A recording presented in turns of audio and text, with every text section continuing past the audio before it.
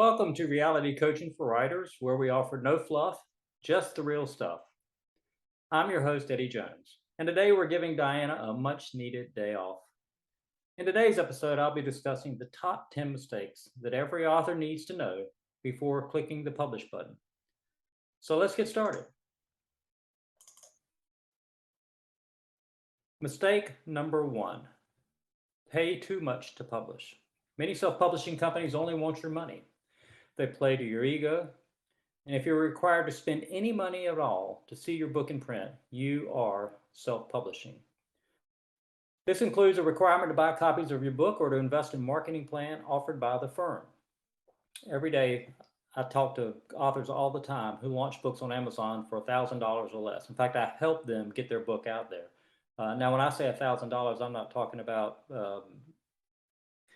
it's just the process of getting the book up on Amazon through KDP and to getting the book, the cover design and the interior design. So when I talk about $1,000, it's the basic to get your book out there, but it can be done for a lot less than what the self-publishing firms offer.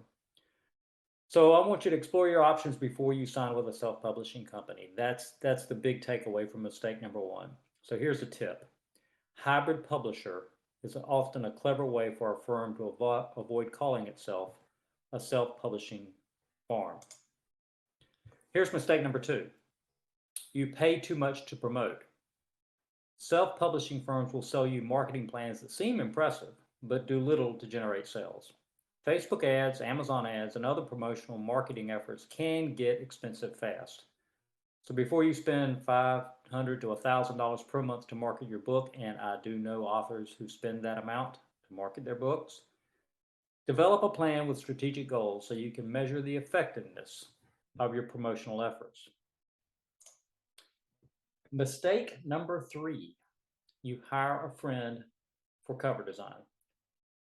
Sure, you know someone who's a graphic designer, but do they know the Ingram and Amazon Kindle publishing specs? There are specifications that you must adhere to get your cover uploaded onto those two platforms. Have they worked with Lightning Source templates? Do they understand how to work with a KDP template? Do they know the colors that sell books in your genre? Are they experts in font design, interior layout, and know what current book designs are trending? If not, hire a professional cover designer and listen to their advice. This is probably the biggest hurdle that I faced when I was running LPC. We constantly had authors who came back and wanted to design the cover themselves or get somebody to design the cover for them, and it's still a hurdle that I face with my clients today. They'll send me designs that maybe their graphic artist who did their logo came up with, and I'll look at it and I'll ask, have they published or have they designed a book cover before, and if so, how many? Because when I'm talking about a professional cover designer, I'm talking about somebody who's done more than one or two. They've done hundreds of cover designs. And they understand what sells in the marketplace. Readers do expect a certain look for certain covers for certain genres. And if your cover is the one-off, the oddball looking out there, it's not going to drive sales for your books. And we're not really going to spend a ton of time talking about this today, but the very first thing, well, let me back up. The first thing that somebody on Amazon is going to see to decide whether to buy your book is going to be the title, because they're going to search for your book and the title is going to come up in the list. That's what they're going to see first. Then they're going to look at the little thumbnail of the cover design. And if that cover doesn't pop, if it doesn't get their attention, they're going to skip and move on, and they never get to the book's Amazon description page. So that's how important that cover is.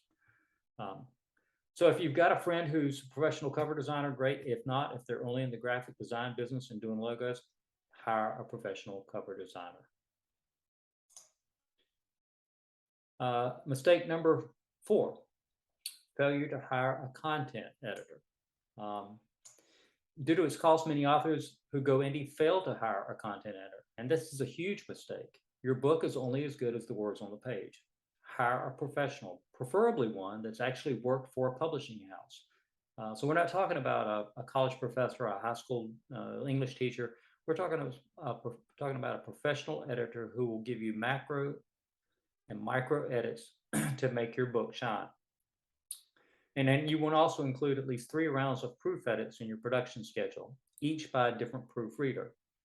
This will help catch most grammar mistakes and typos. Also enlist friends to be your beta readers. Only then will you, when you have a team of professionals working for you, are you ready to publish. So let's go back up to the top and talk a little bit about what we're talking about when we say macro and micro edits. These are the edits that a professional editor will look at. They'll look at the big picture of your story, and that's the macro. So they're going to read through one time and look at the big picture and notice any plot problems that may crop up, any characters that need to be eliminated, any characters that need to be developed more fully. That's the macro. After they send that back to you and you make your edits, then they'll come back with the micro edits. And these are their granular line by line sort of edits. Maybe it's a rephrasing of a sentence, removing a paragraph to a different place in a scene. That's the micro edits. So a professional editor is going to give you both of those. They're not going to just read through it and go, good job, or change this paragraph or change that chapter over here. This is a detailed. It's almost like a building contractor going through room by room, looking at every stud, every nail to make sure that your book is professionally done. Your beta readers are the friends that you're going to read the story, and you're not asking them to say good job. You're asking them to say, does this story work? Did it work for you? And hopefully these are people that read in that genre. And the proofreaders are the ones that catch all the mistakes, so that even after you've written a wonderful story, the grammar mistakes aren't the things that people are writing about on the reviews. So that's mistake number 4, failure to hire a content editor. And content editors, that's where the biggest cost will come if you self-publish, because they're going to run anywhere from $1,500 to $2,000 to a little bit more, depending on how many, what the word count is for your manuscript. Mistake number 5, you think your book will sell itself. Your book will not sell itself. As the author, you are responsible for the care and feeding of your book. If you think simply listing your book on Amazon and Barnes & Noble will generate book sales, you're not ready to publish. Selling a book is hard work. It's a business, and you are the business owner. Do you have a plan for gaining reviews? Have you researched categories for your book? Do you know the top 20 key phrases for books in your genre? There are at least 10 basic, and most of these are free, marketing action steps every author must complete before their book is ready to release. I spend a great deal of my time working with my clients, going over the categories for where their book needs to be listed, looking at the keyword phrases for their books, and asking questions as simple as, do you have an Amazon author page? It's free. It doesn't cost you anything to have an Amazon author page. And that's where people, if they like the book, they're going to click on your name and learn more about you. It's free, but an awful lot of my clients fail to get that author page up by the time the book releases. And so that's what happens is somebody clicks on their name, they don't learn any more about you, the writer, the author, than they knew before, because you haven't created that page. An awful lot of authors fail to use the A+ content service that Amazon offers. This is additional real estate on the book's description page. Doesn't cost you anything. It's an opportunity to talk more about yourself and your book on the book's description page on Amazon. An awful lot of clients fail to take advantage of that. So these are some of the basic marketing action steps you can take, and a lot of authors fail to take advantage of this. Mistake number 6, authors try to sell into bookstores. Bookstores do not want your self-published book. They need income and lots of it. This is a tough business, and if somebody's in the book selling business, it's an act of love for most of them. And that's why stores sell bestsellers and other items other than books in their stores. We used to call it Jesus junk, but they sell an awful lot of things in the stores that generate revenue that have nothing to do with books. So if a bookstore agrees to carry your book or allows you to hold a book signing, they are doing you a favor. Be gracious, thank them, but do not expect a bookstore to make your book a top seller. Rather, distribute your book through Ingram Spark and then drive sales to the top 5 online booksellers. For example, Amazon, Barnes & Noble, Books A Million, IndieBound, and Walmart will all show your book on their online bookstores if you've distributed through Ingram Spark. In my case, when I coach authors on this, I tell them to load it into Ingram Spark, go with the minimum discount and no returns.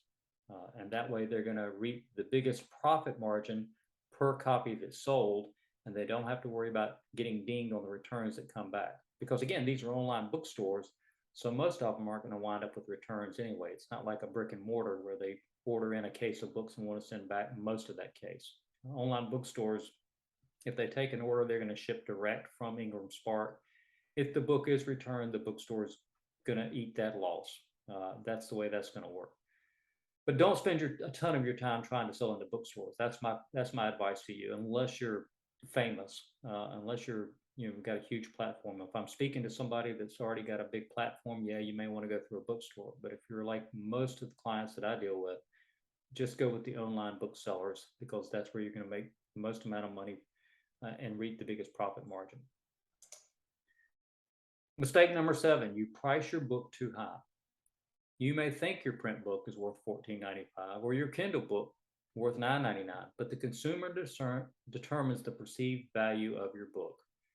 Create an attractive entry-level price and gain sales, a solid sales ranking, and reviews. And only after your book is established and selling well should you raise its price.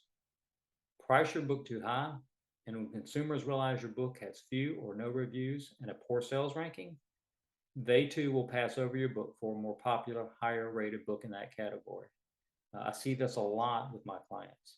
They come to me, they've got an 80,000 word novel or a nonfiction book. If they price it at $12.95, they're only making, I don't know, $2. If they price it at $9.95, they're barely making $1 perhaps.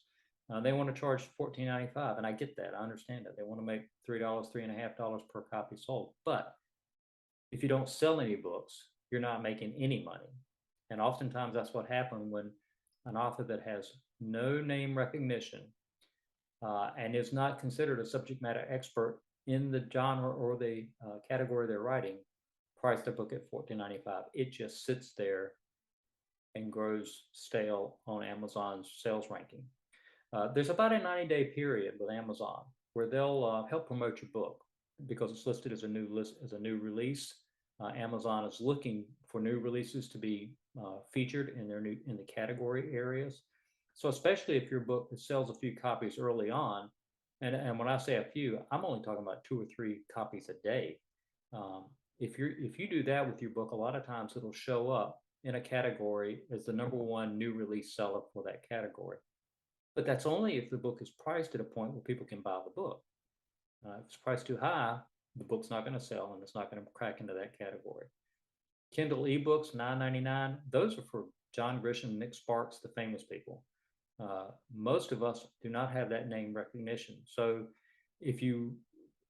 I would advise no more than $4.99 for the Kindle version of your book or the ebook version, and probably a little bit less. $3.99 seems to be a pretty good price point for both fiction and nonfiction in Kindle ebooks. Mistake number 8, you don't have an ebook version. If you write fiction, you'll probably sell more ebook copies than print. And that's because Amazon has trained their readers that if they're voracious readers, they've already signed up to be in the Kindle and Library program. They're paying, through Amazon Prime, $10 to $12 a month to be able to download books for free and read as many pages as they want. Because these are people that love reading. So rather than buying books, they're joining the subscription service and reading the books for free because they're in the subscription service, because they paid the subscription price. So it's just like Netflix, Amazon Prime, watching movies. You pay a certain amount of money, you get to watch things for free. You join these programs, you get to read books for free. Same concept. And that's where you're going to make your money on the pages read in KDP Select if you're writing fiction. Amazon's pages read will probably generate more royalty revenue than income from copies sold. I hear this all the time. I've got clients and friends right now who are making $1,000, $1,500 a month just on pages read through novels that they've written. But they're not selling many copies. These are only on the pages read. In other words, people are binging and reading from the beginning to the end, and every page they get there's a small royalty that the author makes off that page read. If you write nonfiction, price your book at $3.99 to $4.99. but do not place it in KDP Select. Rather, distribute your nonfiction book across multiple sales channels through Ingram Spark. A good selling nonfiction ebook may lead to print sales. And what I mean by that is, if you've written a nonfiction book, it's a one-time read. It's a multi-time read. If you've written a novel, chances are after the person has read the book one time, they're not going to read it a second time. It's entertainment, and once they know the story and the characters, they're satisfied. Nonfiction is different. Nonfiction books are often informational, they're inspirational. People will go back and read a nonfiction book that meant something to them, that left an impact. They'll read that book a second and a third time. So what happens is, you don't want to put it in KDP Select, because every time they read it the second time, you're not making any more money. They've already read it once, right? So don't put that one in KDP Select if you're writing nonfiction. Let that one stand alone as a sales book at $3.99 or $4.99. Now, the second part of that is, if it's a really good book and they've read it on Kindle, a lot of times people want the hard copy because they want to take it in, highlight it, dog-ear the pages. They want to take it with them on the plane and not read it on their phone or their reader. So sometimes you'll sell a nonfiction book as a Kindle ebook or just a general ebook, and then you'll turn around and also sell a print copy to the same consumer. So you get double the royalty. But you need an ebook version, even if you don't plan to sell a lot of books through ebooks. That ebook version is a marketing tool on Amazon, because that puts your book out there in two different places, as a Kindle version and as a print version. So when Amazon search algorithms go out there, it's finding the book in two different places. So even if you don't plan to sell a whole lot of ebook copies, create the ebook version anyway. Mistake number 9, you think a major publisher will want your self-published book. A large traditional publisher will not want your book unless it sold thousands of copies. And if you're self-published and sold thousands of copies and make $2.50 per copy sold, why would you want to give up 70 to 80% of that income? If your self-published book does well, leverage the success into a second book, which you can then pitch to a large traditional publisher. I used to run into this at writers' conferences a lot. People would bring me their self-published book, and they would ask if we would be interested in picking up the title and republishing it under LPC. And they approach other editors and ask the same thing. They ask agents the same thing, and the answer is almost always the same: no. If you've done well with this book, you've made lots of money, and you really don't need a traditional publisher for that. This is when you want to leverage your experience and your success and get a traditional publisher going, wow, if you did that well with a self-published book, we can make you do better. That's what you're looking for. Or the flip side of that is, you haven't done well with the self-published book, and now you're looking for somebody to kind of bail you out and help you. So traditional publishers have enough trouble selling their own books. They're not looking to publish somebody else's book that hasn't sold well. So do not expect your self-published book to be picked up by a major publisher. Instead, work on the second book or the third book, and after you've proven that you can market and sell copies as a self-published author, then you may get picked up. A little bit of a rabbit trail. The success story I often hear people go, yeah, but what about The Shack? Okay, if you're familiar with The Shack, it started out as a self-published book, and then it got picked up. I think it was picked up by Hachette. The bottom line is, the reason The Shack got picked up is because the authors had gotten so overwhelmed in the publishing aspect of that. They made a lot of money, yes, but the publishing part was just taking over their lives. And they were in the ministry business. They wanted to get their lives back. So at that point, they were willing to give up an awful lot of that profit, a lot of that income, just to get their lives back, because they didn't really need the money anymore. The book was doing well, and they were more interested in that message getting shared with a larger audience. So that's an occasion where, yeah, a self-published book did well and it got picked up by a major publisher, but it wasn't about the money. It was about the message. It was about getting it to a larger audience. Mistake number 10, you publish a poorly written book. Sometimes an editor cannot fix a manuscript. First novels, even second and third, are seldom ready for publication. But the allure of self-publishing is tempting. It's fast, it's easy. Self-publishing seems to promise riches. Resist the urge to see your name in print. Instead, learn the craft. Go to the conferences, Sit under faculty who have sold to major houses, learn from their mistakes, not yours. Buy great writing books and follow their advice. Once you publish that book, it is part of your legacy. And if you have published a poorly written book, that's what people are going to judge you by. Even if you come back later and write a lot of great stuff, people are still going to come back and look at that first book, second book, third book you wrote and go, wow, he really didn't know what he was doing back when he was publishing those books. So be real careful before you hit that publish button. Make sure you've got an editor that can fix the manuscript. And if they tell you it cannot be fixed, if it's got too many problems, believe what they tell you. Last fatal mistake, you think your book is the exception. If you go back and look at mistakes 1 through 10 and somehow you go, yeah, but my book, writing and publishing and selling a book is hard work. You want it to be hard, otherwise everyone would be an author. And judging from the sheer number of new published books releasing on Amazon every day, it seems almost everyone is an author. Except that you will have to write a great book, hire editors, proofers, cover and book designers, market hard, beg for Amazon reviews, and be grateful for any copies sold. If you continue to love, support, and market your book in time, readers may recognize its worth. In time. When you're ready to do all this, then and only then are you ready to self-publish. But if you think your book is the exception and that these top 10 don't apply to you, then there's really not much anyone can do for you until you go through the process and realize, yes, you do need to publish a professional book. Here's some bonus information. Are bookstores important to the success of your book? Probably not. Most of your sales are going to come from Amazon. You'll get a few sales from Barnes & Noble, maybe Books A Million. I don't know. I don't know that I've ever had anybody come back and say they sold a lot of copies through Walmart's online store, but it's possible. Most of your success is going to come from Amazon, so aim that direction. Does print advertising work? No. Print ads look nice, but newspaper magazines ads will not turn your book into a bestseller.